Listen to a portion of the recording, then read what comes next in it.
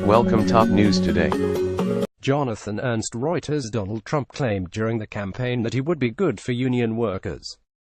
220 candidate Donald Trump pitched himself as the right choice for union workers. He bragged that he'd had good relations with labor unions during his real estate career. He argued that he deserved the AFL-CIO Labor Federation's electoral endorsement, which ultimately went to his opponent, Hillary Clinton. But in less than a year as president, Trump has wiped away several of the modest policy gains that organized labor made during the Obama years. The nominees he's chosen to fill crucial regulatory roles are already making it more difficult for some workers to join unions and bargain collectively. These policy reversals have drawn enthusiastic cheers from business lobbies and made a joke of one of Trump's campaign boasts, "I have great relationships with unions." Meanwhile, union ranks are hovering near historic lows. In the last weeks of 2017, the National Labor Relations Board issued a slew of decisions that rolled back worker and union-friendly reforms from the preceding 8 years. The NLRB is the independent federal agency responsible for interpreting collective bargaining law and refereeing disputes between employers, unions and workers. The new rulings were made possible by Trump's two nominees to the 5-member NLRB, William Emanuel and Marvin Kaplan, which flipped the board's majority from liberal to conservative. The board managed to get several contentious decisions out the door before Dec. 16, when the term of the third Republican member, Philip Missimara, expired, deadlocking the board at 22.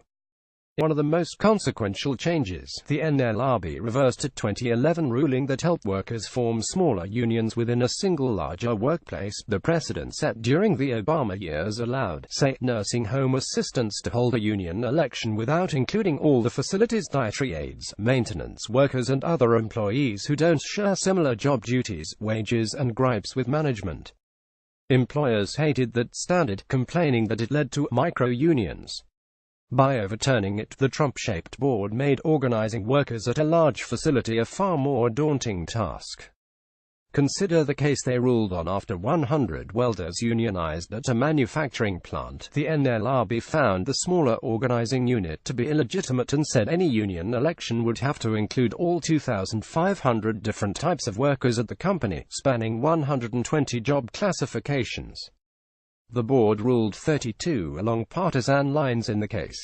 The two dissenting Democratic members said it was unconscionable for the Republican majority to make such a sweeping change without at least soliciting briefs from unions and employers. "It is a dereliction of the duty we owe to the parties and the labor management community," they wrote. The Republican majority took an axe to another major precedent set during the Obama years known as the joint employer standard. Back in 2015, the NLRB ruled that companies can't dodge their responsibilities to their workers just by outsourcing management duties to subcontractors or franchisees. The ruling made it easier for workers to file labor complaints against big companies like McDonald's, which claim they aren't the employers of the masses of people who labor at the franchise restaurants.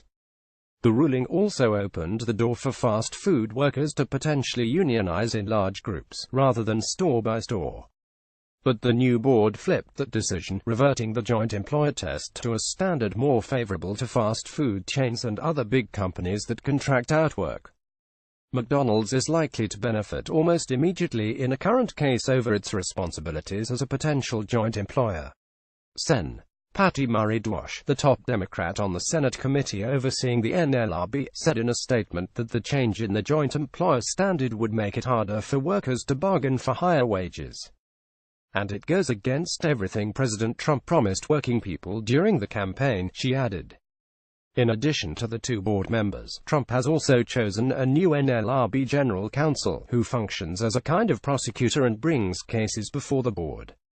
While President Barack Obama's nominees aggressively pursued employers for unfair labor practices, Trump's pick, Peter Robb, has already signaled that he intends to unwind much of what his predecessors did. In a December memo first reported by HuffPost, Robb told the agency's regional directors that any expansion of workers' rights under Obama was effectively on hold for now. He also rescinded several guidance memos that were issued under the previous more liberal board and that employers argued were too favorable to unions and workers.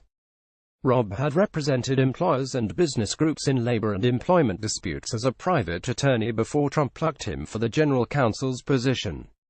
For now, the deadlocked NLRB won't be able to rule on contentious cases, making it unlikely that other Obama-era policies will be undone in the near future.